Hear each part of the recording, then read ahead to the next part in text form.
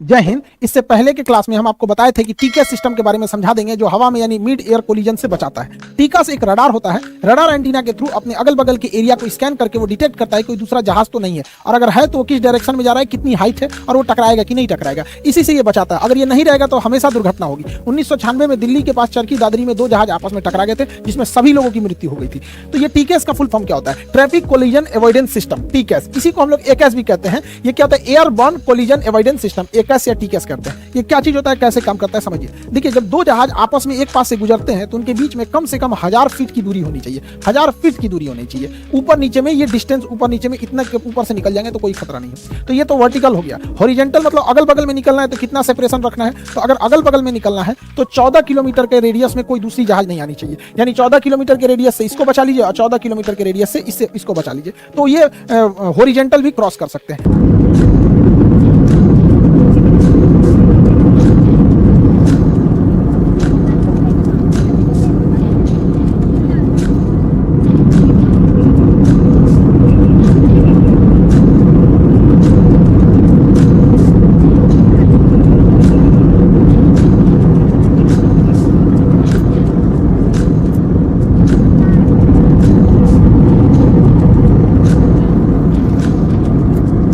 टीकैस इसी डिस्टेंस को मेंटेन रखने में हेल्प करता है। अगर ये रेडियस कम होगा तो वार्निंग देने लगेगा, अगर ये पास आने लगेंगे तो दोनों प्लेन को वार्निंग देने लगता है टीकैस सिस्टम। अब ये कैसे काम करता है उसको एक एक करके समझते हैं। टीकैस का एंटीना जो होता है वो ये एस बैंड वेव को छोड़ता है। टीकैस एंटीना एस बैंड वेव को छोड़ता है। इस पे लिखा होता है डू नॉट पेंट नहीं कीजिएगा वरना वेव ही नहीं निकल पाएगा इसको। ये ऊपर नीचे भी स्कैन करता है, इसलिए फ्यूजलार्ज के ऊपर और नीचे 2 एंटीना लगाया जाता है। फ्यूजलार्ज जहाज के मेन हिस्सा को फ्यूजलार्ज कहते हैं, जिसमें पायलट और पूरे पैसेंजर बैठे रहते हैं। वो पूरा का पूरा हिस्सा हो गया फ्यूजलार्ज हो गया, और ये विंग्स हो गया, पीछे स्टेबलाइजर हो जाते हैं। पूरे जहाज में यही सिस्टम होता है। तो 2 ठो लगे होते हैं, एक फ्यूजलार्ज के ऊपर जो ऊपर के एरिया को स्कैन करता है, एक फ्यूजलार्ज के नीचे जो नीचे के टोटल एरिया को स्कैन करते रहता है। ये अपने अगल बगल यानी हॉरिजॉन्टली ये 40 नॉटिकल मील के एरिया को स्कैन कर लेता है कि इस एरिया में कोई दूसरी जहाज तो नहीं है, और ऊपर नीचे 10,000 फीट के एरिया को स्कैन कर लेता है कि इस एरिया में कोई जहाज तो नहीं है। अगर रहेगा तो दोनों जहाज एक दूसरे को इन्फॉर्म कर देंगे कि कौन कितने डिस्टेंस पे है, किस डायरेक्शन में जा रहा है, टकराने की तो संभावना नहीं है। अगर हवा में 2 जहाज पास आने लगते हैं, लगभग 40 नॉटिकल मील के एरिया में आ जाते हैं, यानी टीकैस के रेंज में आ जाते हैं, तो टीकैस में लगा कंप्यूटर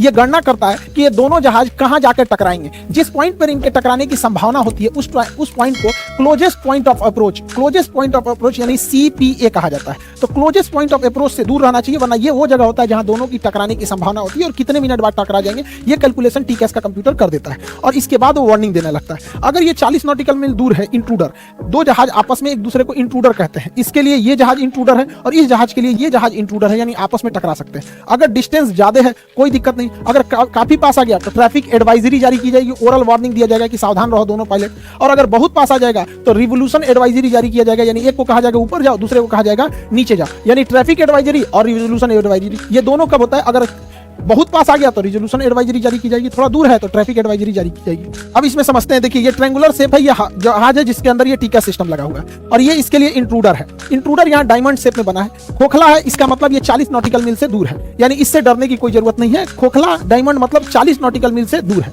यहाँ प्लस साइन का मतलब होता है कि ये जहाज हाइट में भी ऊंचा पे है, दूरी भी है और हाइट भी ऊंचा, इसलिए इससे घबराने की जरूरत नहीं है। लेकिन भाई उसको किधर जाना है इसको थोड़ी पता है, इसलिए उस पर ध्यान रखना भी जरूरी होता है यहाँ पर। अब देखिए यहाँ पर ये इंट्रूडर जो है, इसका तो जो डायमंड था वो पूरा भर गया, कलर्ड हो गया। इसका मतलब ये पास आ चुका है और 6 नॉटिकल मील के पास आ चुका है, यानी इससे जुड़ा कुछ ना कुछ तांडव करने वाला, इससे बचने की जरूरत है। और माइनस दिखा रहा है, इसका मतलब पास है लेकिन नीचे है, पास में आ चुका है लेकिन हाइट नीचे है। तो कोई ससुरा कोई ठीक है उठा दिया तो टकरा जाएगा नहीं यहाँ पे, इसलिए इस पर थोड़ा ध्यान रखा जाता है, क्योंकि ये काफी पास आ चुका है यहाँ पे 6 नॉटिकल मील। माइनस साइन ये दिखा रहा है कि वो हमसे नीचे है। अब अगर देखते हैं, ले ससुरा तो एम्बर कलर का हो गया, यानी ऑरेंज और येलो का मिक्स, तो एम्बर कलर का हो गया। इसका मतलब ये 6 नॉटिकल मील से भी पास आ चुका है। अब इससे बहुत खतरा हो सकता है। ये 6 नॉटिकल मील के पास आ चुका है और इतना पास आ गया है कि अगले 45 सेकंड में ये हमारे पास आ सकता है। 45 सेकंड में हमारे पास आ सकता है। अभी ये प्लस साइन दिखा रहा है। प्लस साइन का मतलब ये है कि ये जहाज जो इंट्रूडर है हमसे हाइट पर है और 45 सेकंड की दूरी पर है, 6 नॉटिकल मील से कम दूरी है। प्लस साइन ये दिखा रहा है कि अभी ये हाइट पे है, लेकिन दिक्कत ये क्या है कि इसमें एक नीचे की ओर तीर बना है, यानी हाइट पर है लेकिन उस ससुरा नीचे की ओर आ रहा है। इसका मतलब कोलिजन की संभावना बढ़ गई और यह कोलिजन 45 सेकंड के अंदर हो सकता है। इस कंडीशन में यहाँ ट्रैफिक लिख के आता है, जिसे टीए बोलते हैं, और ओरल वार्निंग दिया जाता है कि अब सावधान होइए, कोई ना कोई आपको एक्शन लेना होगा, वरना 45 सेकंड के अंदर कोलिजन हो जाएगा।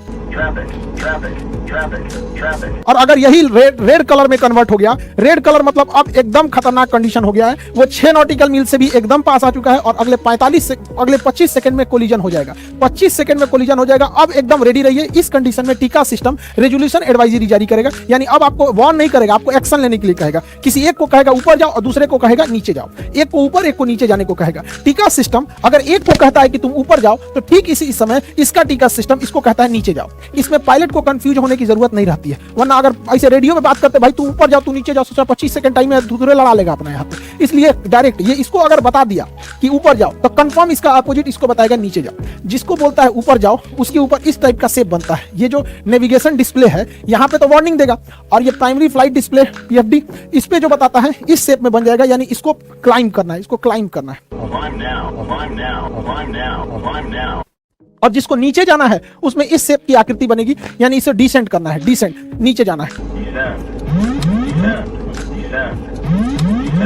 अब ताकि दोनों के बीच में एक सेफ डिस्टेंस बना के सेपरेशन किया जा सके। जब ये सेफ डिस्टेंस बना के चले जाते हैं तो इसके पास से सारी डायमंड से फट जाते हैं, इसका पूरा नेविगेशन डिस्प्ले क्लियर हो जाता है। इसका मतलब इसके नेविगेशन डिस्प्ले में अब कोई दिक्कत नहीं है। इसको जितनी हाइट पे एयर ट्रैफिक कंट्रोलर ने बोला था और जिस रास्ते पे बोला था, अब ये उस रास्ते पे जा सकता है, इसके पास कोई ट्रैफिक नहीं है। और एक ओरल वार्निंग आती है क्लियर कॉन्फ्लिक्ट करके।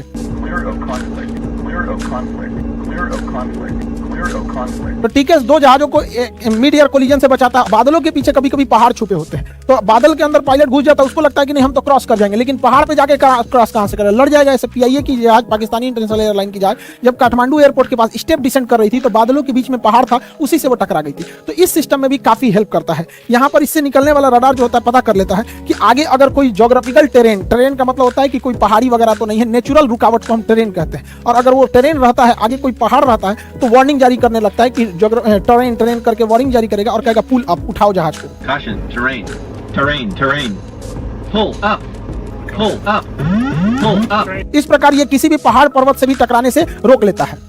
जब टीकेएस सिस्टम नहीं था तो जहाजों में टकराने की संभावना बहुत थी, और ऐसा नहीं है कि पहले जहाज हवा में टकराए नहीं है, बहुत सारे जहाज टकराए, चाहे वो DHL की जहाज हो या सेस्ना हो, पैसेंजर जहाज से टकरा गई, या भारत के चरखी दादरी यानी दिल्ली के पास जहाज टकरा गई। पहले क्या होता था कि पायलट के पास टीकेएस सिस्टम नहीं होता था, तो जो एयर ट्रैफिक कंट्रोलर होता था ATC, इसके रडार में दिखता था कि 2 जहाजें आपस में पास तो आ गई हैं क्या, तब ये एगो को कहता था तुम ऊपर जाओ जी, तुम नीचे जाओ। अब इसी में देर हो जाता था, कौन ऊपर जाओ कौन नीचे जाओ, इसी में टकरा जाते थे। तो टीकेएस सिस्टम का होना बहुत जरूरी है। 1996 में 12 नवंबर 1996 में दिल्ली के पास चरखी दादरी में 2 जहाज टकरा गए, और ये टकराया था कजाक एयरलाइंस के पायलट के बेवकूफी की वजह से। वहां घोंचू था ससुराल। देखिए क्या है, दिल्ली एयरपोर्ट से एक जहाज उड़ान भरती है सऊदी एयरलाइंस, और ये उड़ान भरती है दिल्ली एयरपोर्ट से, और इसी समय दिल्ली एयरपोर्ट पे कजाकिस्तान से जहाज लैंड होने के लिए आ रहा होता है। उसका नंबर होता है कजाक एयरलाइन का 1907। तो ये दोनों आ रहे होते हैं। अब इसके लिए एयर ट्रैफिक कंट्रोलर जो था, एयर ट्रैफिक कंट्रोलर यहाँ बैठा होता है। ये सऊदी एयरलाइन से पूछा कि कितने, तुम 14,000 फीट पर बने रहना। तो सऊदी एयरलाइन को कहा कि 14,000 फीट पर बने रहना, तुम्हारे ऊपर से कजाक एयरलाइन जाएगी। इसको कह दिया 14,000 पर बनने के लिए, और इसको ये भी बोल दिया कि तुम्हारे ऊपर से कजाक एयरलाइन अभी गुजरेगी। और इससे पूछा, ये air traffic controller Kazakh airline से पूछा कि तुम कितने हाइट पे हो। बेला कह रहा है कि हम 16,000 फीट पर हैं। तो ये कहा ठीक है, तुम डिसेंड करके 15,000 फीट पर आ जाओ और तुम्हारे नीचे से निकलेगी सऊदी एयरलाइन। तो कह रहा है ठीक है, हम 15,000 फीट पर आ जाते हैं और एक दूसरे को क्रॉस कर जाएंगे। यहां हो गया भयंकर गलती। ये बैला 16,000 फीट पे था ही नहीं, ये बैला था 15,000 फीट पर पहले से। और इसको जब ATC ने कहा कि ठीक है तुम 16,000 पे हो तो एक काम करो 15,000 पे चलाओ, तो ये बैला 1,000 फीट घटा दिया। तो ससुरा 16 पे था नहीं, इसको लग रहा था कि 16,000 पे, इसका अंग्रेजी कमजोर था, ट्रांसलेट कर रहा था, डिक्शनरी लेके बैठा था, वही में बतिया रहा था धीरे धीरे कर। तो ससुरा 15,000 था, घटा के कर दिया 14,000 फीट। और जैसे 14,000 फीट किया, सऊदी एयरलाइन पहले से उड़ रही थी 14,000 फीट पे, दोनों में भीषण टक्कर हो गया, कोई नहीं बचा। मिड एयर कोलिजन हुआ था। पूरी चरखी दादरी दिल्ली के पास ही जगह है दादरी, वहां लाश गिर रहे थे सब, किसी के घर पे, मकान पे, किसी का कटा हुआ हाथ, जला हुआ शरीर। इतना बेवकूफी घोंचू पायलट के चक्कर में था। ससुरा 15,000 पे करा 16,000 पे। तो ऐसी गलती ना हो, अगर टिका सिस्टम रहता तो इसे रोक लेता। एक और गलती हुई थी यहाँ दिल्ली एयरपोर्ट पर। उस समय दिल्ली एयरपोर्ट पर प्राइमरी रडार हुआ करते थे। प्राइमरी रडार इस शेप में होता है और ये केवल जहाज के पोजीशन को बता देता है यहाँ जहाज है, ये नहीं बता पाता है कि जहाज कितनी हाइट पर है। अगर ये बता देता है कि जहाज कितने हाइट पर है तो एयर ट्रैफिक कंट्रोलर को कजाक एयरलाइन से पूछना ही नहीं पड़ता, खुद ही देख सकता था कितने हाइट पर है। लेकिन प्राइमरी रडार केवल जहाज का लोकेशन बता पाता है, ये नहीं बता पाता है कि कितनी हाइट पर है। सेकेंडरी रडार लगाया गया, सेकेंडरी सर्वेलांस रडार, ये भी बता देता है कि जहाज कहां है, साथ में ये भी बता देता है कि जहाज की ऊंचाई कितनी है। अगर उस समय दिल्ली एयरपोर्ट पर सेकेंडरी रडार रहता तो ATC खुद देख लेता कि सऊदी एयरलाइन 14,000 पे है और कजाक एयरलाइन 15,000 पे है। वो पूछकर लोलवा पायलट के भरोसे नहीं बैठता और वो आराम से सेपरेशन करके निकाल सकता था। एक और वहां गलती हुई थी कि टीकास सिस्टम नहीं था। टीकास सिस्टम जो रहता तो दोनों पायलट को ऑटोमेटिक बता देता कि भाई तुम ऊपर जाओ, तुम नीचे जाओ, वहां एडवाइजरी जारी कर देता, क्योंकि टीकास जो होता है ना लास्ट लाइन ऑफ डिफेंस होता है, ये बहुत जरूरी चीज होता है। दोनों को एक साथ मैसेज भेजता है, एक को कहेगा ऊपर तो दूसरे को कहेगा नीचे, अगर इसको कह दिया ऊपर तो इसको कह देगा नीचे। और एक और उस समय था, दिल्ली एयरपोर्ट पे आने और जाने का दोनों रास्ता सेम था, अभी क्या कर दिया, अलग अलग कर दिया। उड़ने का रास्ता अलग है, उतरने का रास्ता अलग है। पहले एक ही रास्ते होते थे, अभी अलग अलग किया गया। तो अभी के समय में एविएशन काफी सेफ हो चुका है, टेक्नोलॉजी आ चुकी है, लेकिन पहले इतना सेफ नहीं था। किसी भी जहाज के एक्सीडेंट के बाद इस पे करोड़ों रुपए खर्च के इसका केस स्टडी किया जाता है कि आखिर इसमें ऐसी घटना क्यों हुई, और ये काफी जरूरी है ताकि उसी से मिलता जुलता दोबारा घटना ना हो सके और इस परिवहन को सुरक्षित बनाया जा सके। आई होप आप इसे समझ गए होंगे। बाकी ऑनलाइन क्लासेज आपके चल रहे हैं, बीपीएससी का क्लास, यूपीएससी वाला क्लास, फाउंडेशन और बिहार दरोगा बहुत जल्दी आने वाला है। मिलेंगे नेक्स्ट क्लास में। जय हिंद।